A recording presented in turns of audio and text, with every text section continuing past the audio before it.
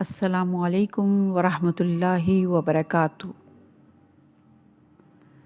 सामईन, आप जो किताब समाअत फरमा रहे हैं उसका नाम है कशकोल, जिल्द नंबर 2, और इसकी आज की कहानी का उन्वान है इन्ना शानिया का हुवल अब्तर। शहादत इमाम हुसैन का वाक़या मुहर्रम 61 हिजरी में पेश आया। इस गैर आदिलाना जंग में आपके ख़ानदान के बहुत से अफराद शहीद हुए जिनकी दुनिया में मिसाल नहीं मिलती। इमाम हुसैन का पूरा घराना करबला में शहीद हो गया। आपकी औलाद में से सिर्फ इमाम सज्जाद अलैहिस्सलाम बचे। वो भी इसलिए ज़िंदा रह गए थे कि वो बीमार थे और जंग में हिस्सा नहीं ले सके थे। 61 हिजरी में नस्ल इमाम हुसैन में से सिर्फ एक फ़र्द ज़िंदा बचा था और वो भी बीमार और लाचार था। इस वक्त बनी उमैया के महलात में सोने चांदी के बने हुए झूलों में बनी उमैया के 12,000 बच्चे पल रहे थे। तो ये तादाद कहाँ गई? अब खुली हुई आंखों से दुनिया पर नज़र करें। इमाम सज्जाद की नस्ल से हुसैनी सादात का सिलसिला शुरू हुआ और आज करोड़ों इंसानों की शक्ल में मौजूद है। एक की नस्ल तो दुनिया के हर गोशे में मौजूद है, लेकिन 12,000 की नस्ल कहाँ गई? क्या इस वक्त कोई शख्स इनकी निशानदही कर सकता है? और क्या इसे सूरह कौसर की पेशिनगोई करार नहीं दिया जाएगा कि अल्लाह ताला ने अपने हबीब से फरमाया था, इन्ना शानिया का हुवल अब्तर, बेशक आपका दुश्मन बेनाम निशान रहेगा। आज दुनिया में बनी उमैया का नाम निशान तक बाकी नहीं, जबकि औलाद हुसैन करोड़ों की तादाद में पूरी दुनिया में फैली हुई है। इमाम अली अलैहिस्सलाम ने क्या खूब ही फरमाया था, तलवार से बचे कुचे लोग ज़्यादा बाकी रहते हैं और इनकी नस्ल ज़्यादा होती है। अगर इस हकीकत को सादा तरीन अल्फाज में बयान करना चाहें तो हम ये कह सकते हैं कि जिस नस्ल में क़ुरबानी हो वो नस्ल फलती फूलती है, और जिस नस्ल में क़ुरबानी ना हो वो ज़्यादा फलती फूलती नहीं। आप मुलाहिज़ा करें कि एक कुतिया एक साल में 2 बार बच्चे जनती है और हर बार 3 से 10 तक पिल्ले जन्म देती है, और कुतिया की औलाद ज़िबा भी नहीं होती। इसके बावजूद कुत्तों के कहीं भी रेवड़ दिखाई नहीं देते। इसके बरक्स बकरी साल में 1 मरतबा बच्चा देती है और हर बार 1 या 2 से ज़्यादा बच्चे नहीं देती, और रोज़ाना इसकी नस्ल हज़ारों की तादाद में ज़िबा हो रही होती है। और हज और ईद कुर्बां के ज़माने में तो इसकी नस्ल के करोड़ों जानवर ज़िबा होते हैं, लेकिन इसके बावजूद आप जहाँ भी देखें आपको इनके रेवड़ दिखाई देंगे, लेकिन कुत्तों का कहीं रेवड़ दिखाई नहीं देगा। आज बनी उमैया, बनी मरवान और दुश्मनान आले मोहम्मद की नस्ल कहीं दिखाई नहीं देती। आज यजीद की औलाद का कहीं पता नहीं चलता। यजीद अगरचा शाम का हाकिम था, लेकिन आज शाम में इसकी कब्र इंतहाई गैर मारूफ है, जबकि इमाम हुसैन मदीना के रिहायशी थे। करबला में आपका रोज़ा मीनार नूर बनकर झलमला रहा है। क्या इमाम सज्जाद का करबला में ज़िंदा बच जाना एक मौज़ा नहीं है? इमाम हुसैन ने करबला में अजीम उश्शान कुर्बानी दी थी। अल्लाह ने आपकी नस्ल को बाकी रखा और इसके बाद उमवी और अब्बासी अदवार में औलाद अली मुसलसल कुर्बानियाँ देती रही। अल्लाह ने इनकी नस्ल में बरकत डाली और बनी उमैया के निजिस औलाद का नाम निशान तक मिटा दिया। बेशक ऐसा ही है। अगली कहानी, अता बक़द्रे इल्म। एक देहाती अरब मदीना मुनव्वरा आया तो इसने मस्जिद नबी में मौजूद लोगों से पूछा, यहाँ सबसे बड़ा सखी कौन है?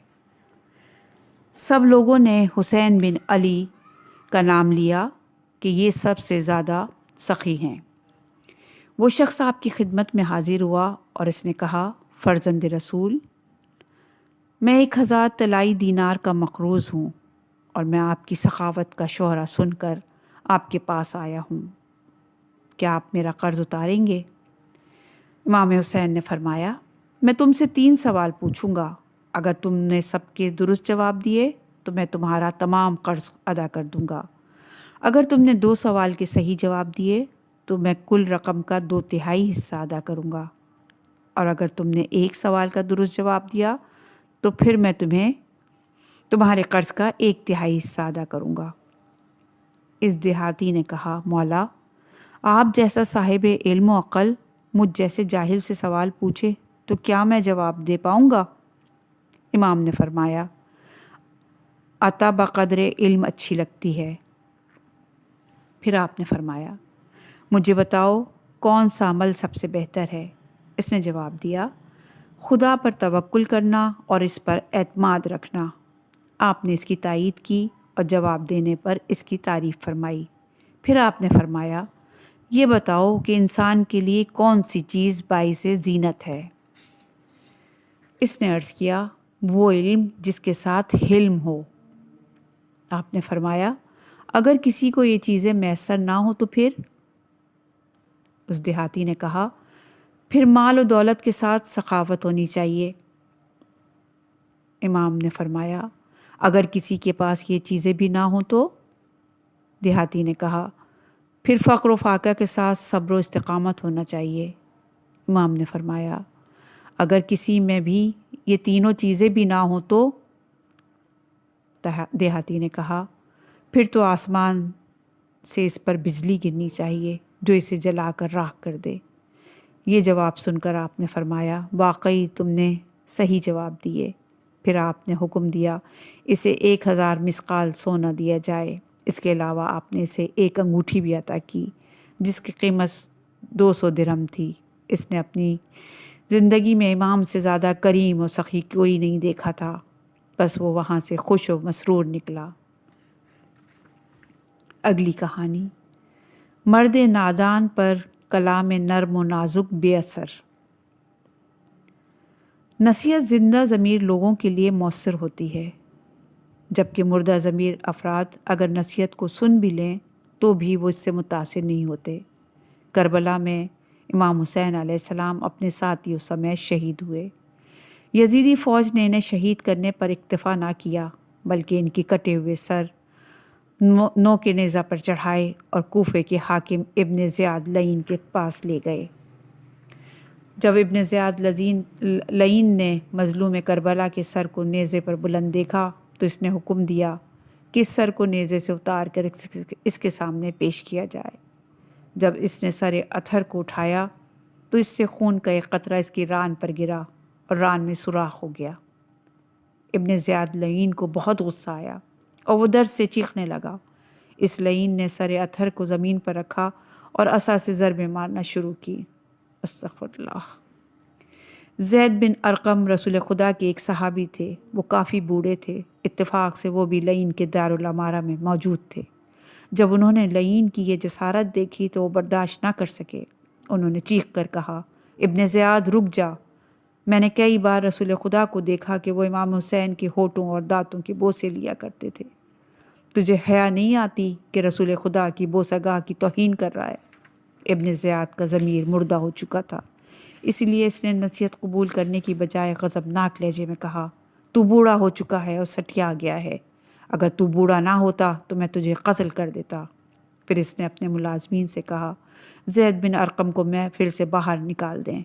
حقیقت یہ ہے کہ اس طرح کی جسارت ابن زیاد تک محدود نہیں ہے، بلکہ ہر مردہ ضمیر شخص کی یہی حالت ہوتی ہے۔ جب کوئی خیر خواہ انہیں نصیحت کرتا ہے تو ان کی سرکشی میں اضافہ ہو جاتا ہے۔ اگلی کہانی، حق کے لیے موت کی پرواہ نہیں کرنی چاہیے۔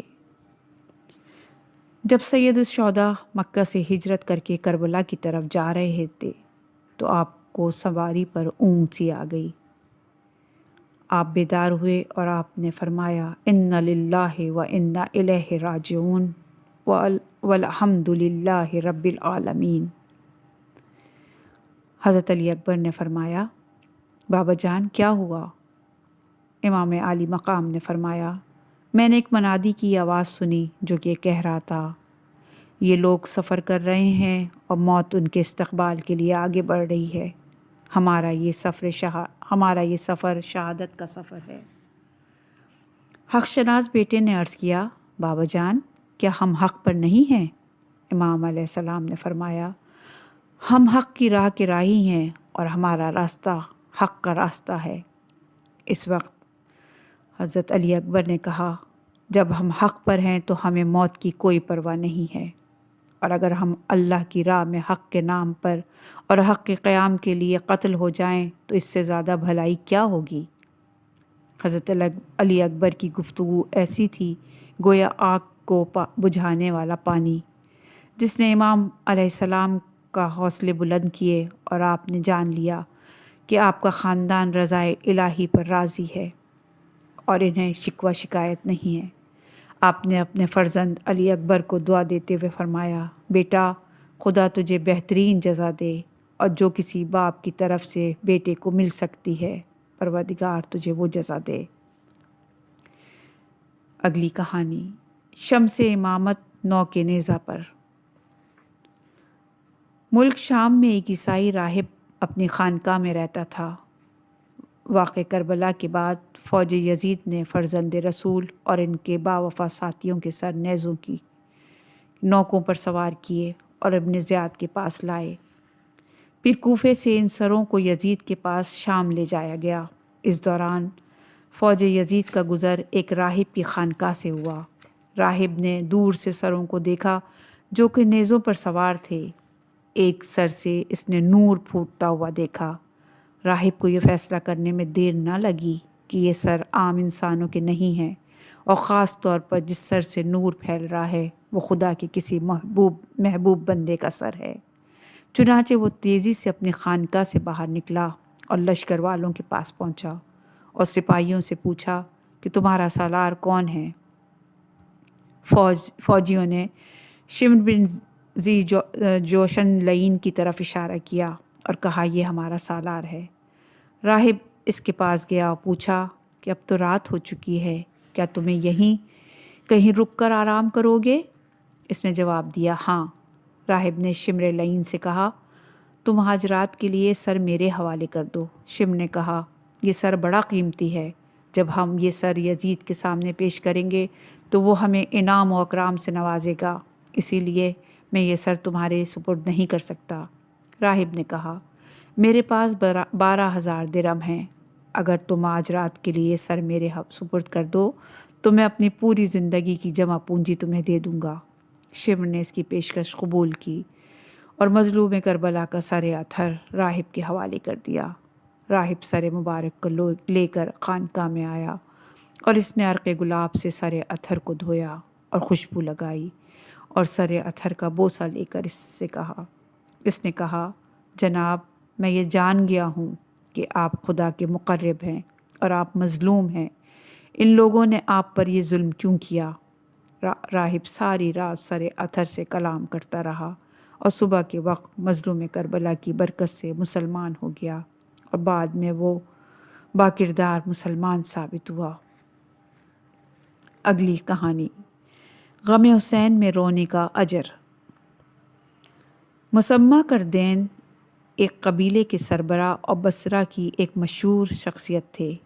وہ امام جعفر صادق علیہ السلام کی زیارت کے لیے مدینے جاتے رہتے تھے۔ ایک دن امام جعفر صادق علیہ السلام نے ان سے فرمایا، کیا تم حضرت سید الشہداء علیہ السلام کی زیارت کے لیے جاتے رہتے ہو؟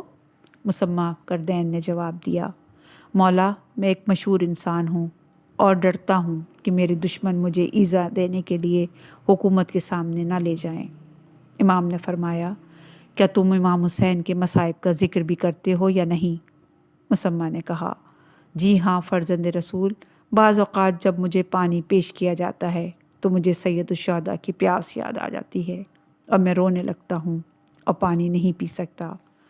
امام نے فرمایا، اللہ تمہارے آنسوؤں پر رحم کرے۔ تم ان لوگوں میں سے ہو جو ہماری خوشی پر خوش اور ہماری غمی پر غمگین ہوتے ہیں۔ جب تم دنیا سے رخت سفر باندھو گے تو میرے آبائے طاہرین تمہارے سرانے پہنچیں گے اور وہ ملک الموت کو تمہارے لیے وصیت کریں گے، اور ملک الموت تمہارے لیے تمہاری ماں سے زیادہ مہربان ثابت ہوگا۔ اس کے بعد امام بھی روئے اور مسمع بھی کافی دیر تک روتا رہا۔ پھر امام علیہ السلام نے فرمایا، اللہ کی حمد ہے جس نے اہل بیت کو یہ عظیم مرتبہ عطا کیا۔ پھر آپ نے فرمایا جو ہمارے مصائب پر گریہ کرے تو بھی اس کی آنکھ سے آنسو نہیں ٹپکا ہوگا کہ خدا اس پر رحم کرے گا۔ جب ہمارے محب حوض کوثر پر جمع ہوں گے تو حوض کوثر انہیں دیکھ کر خوش ہوگا، اور یہ اس آنسو کا بدلہ ہے جو غم حسین میں بہتا ہے۔ اگلی کہانی، نصرت حسین علیہ السلام سے منہ موڑنے والے کا انجام۔ عبداللہ بن حر ایک قبیلے کا سردار تھا۔ وہ بہادر اور ماہر جنگجو تھا۔ جب ابن زیاد نے کوفے کی حکومت سنبھالی اور حضرت مسلم بن عقیل شہید ہوئے تو اس نے سوچا اگر میں کوفے میں رہا تو ابن زیاد مجھے امام حسین علیہ السلام کے مقابلے کے لیے بھیجے گا اور یوں میں دنیا اور آخرت کے خسارے میں رہوں گا۔ یہ سوچ کر اس نے شہر کوفہ کو چھوڑ دیا اور اپنی اولاد اور غلاموں کو ساتھ لے کر صحرا میں خیمہ نشین ہو گیا۔ امام حسین علیہ السلام وہاں سے گزرے تو آپ نے وہاں خیمے لگے ہوئے دیکھے۔ آپ نے پوچھا یہ کس کے خیمے ہیں؟ لوگوں نے عرض کیا یہ عبداللہ بن حر کے خیمے ہیں۔ امام نے اس کے پاس حجاج بن مسعود، بعض روایت میں مسعود کی بجائے مسروق کے الفاظ وارد ہوئے ہیں، کو بھیجا تاکہ اسے امام کا ساتھ دینے پر آمادہ کریں۔ حجاج کو بھیجنے کی ایک وجہ یہ بھی تھی کہ حجاج کا تعلق بھی اسی قبیلے سے تھا۔ الغرض حضرت حجاج نے عبداللہ بن حر کو امام حسین کی مدد کی دعوت دی۔ اس کے جواب میں عبداللہ نے کہا اہل کوفہ مسلم کی بیعت توڑ چکے ہیں اور کوفہ کے سردار یزیدی حکومت سے بھاری رقمیں وصول کر چکے ہیں۔ اس کے باوجود اگر آپ یہ سمجھتے ہیں کہ اہل کوفہ امام حسین کی مدد کریں گے تو یہ آپ کی غلط فہمی ہوگی۔ میں حسین سے جنگ کرنا پسند نہیں کرتا، اسی لیے میں نے کوفے کو چھوڑ کر صحرا نوردی اختیار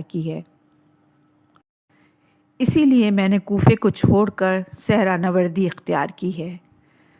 حضرت حجاج اس کے جواب سے مایوس ہو کر واپس لوٹے۔ سر جھکائے ہوئے امام حسین کی خدمت میں پہنچے اور امام حسین کو اس کے جواب سے آگاہ کیا۔ امام حسین علیہ السلام اتمام حجت کے لیے خود اس کے پاس تشریف لے گئے۔ آپ کے ساتھ چند بچے بھی تھے۔ عبداللہ بن حر نے آپ کا استقبال کیا۔ امام حسین نے ان سے فرمایا عبداللہ تم نے زندگی میں بہت سے گناہ کیے ہوں گے اور اگر توبہ کیے ہوئے بغیر مر گئے تو خدا تمہیں سخت سزا دے گا۔ اگر تم میرے نانا کی شفاعت چاہتے ہو تو پھر ہماری مدد کرو۔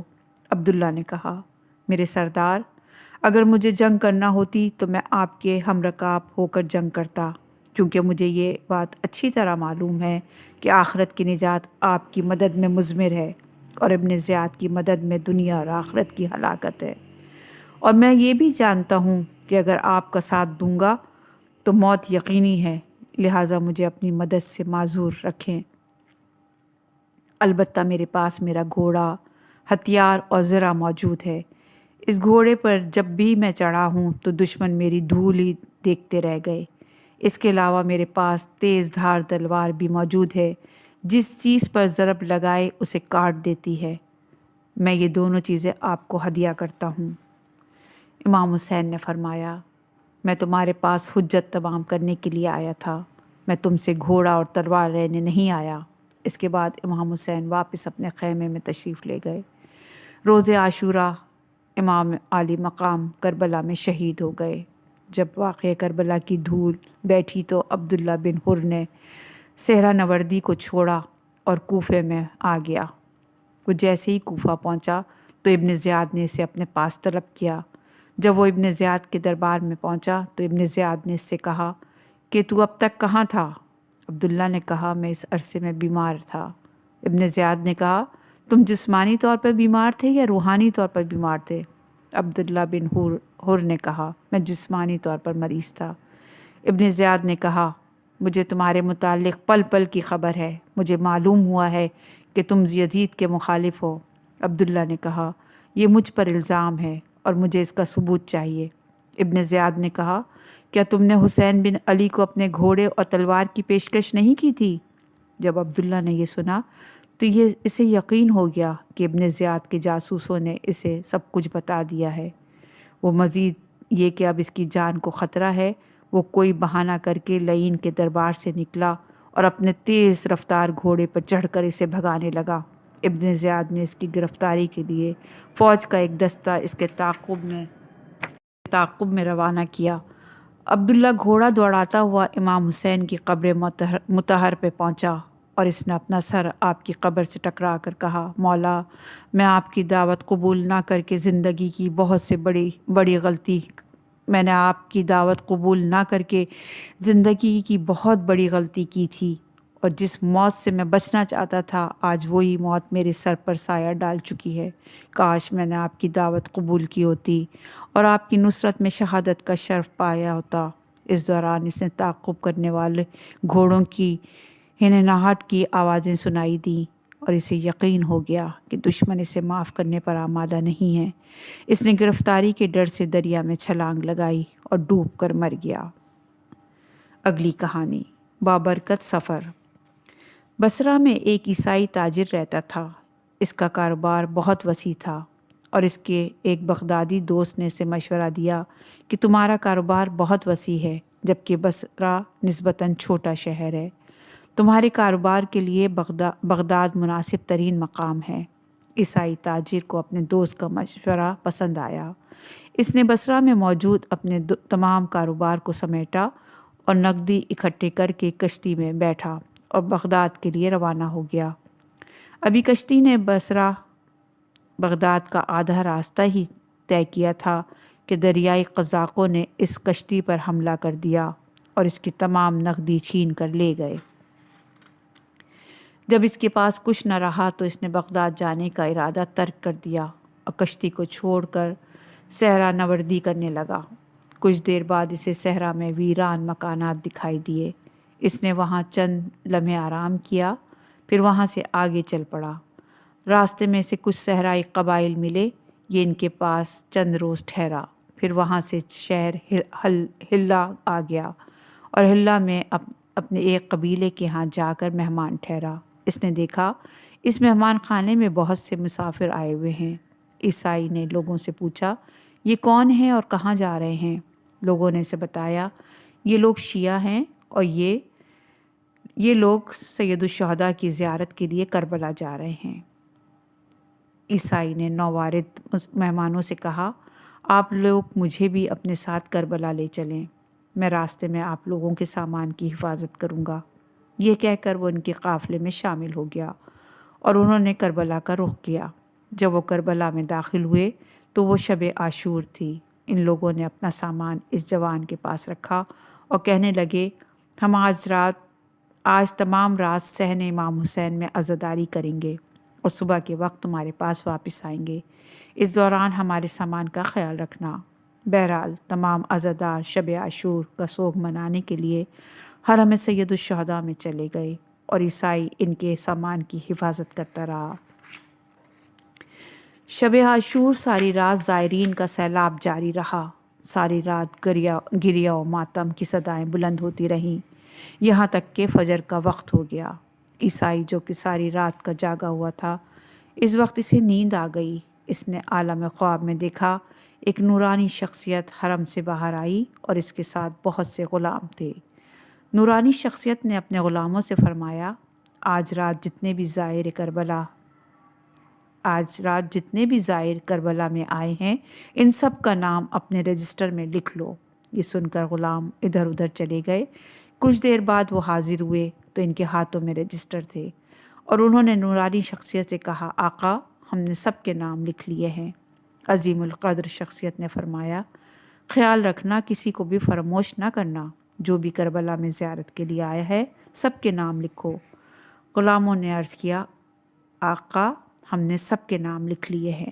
اس وقت اس عظیم القدر شخصیت نے فرمایا، پھر کیا وجہ ہے کہ تم نے اس عیسائی کا نام نہیں لکھا؟ غلاموں نے عرض کیا، آقا، ہم اس کا نام کیسے لکھتے؟ یہ تو عیسائی ہے، یہ آپ کی زیارت کے قصد سے یہاں نہیں آیا تھا۔ نورانی شخصیت نے فرمایا، یہ سچ ہے کہ یہ عیسائی ہے تو کیا یہ ہمارے ہاں نہیں آیا ہے؟ اس جملے نے عیسائی کے دل کی دنیا میں تلاطم برپا کر دیا۔ وہ رونے لگا اور سینہ کو بھی کرنے لگا۔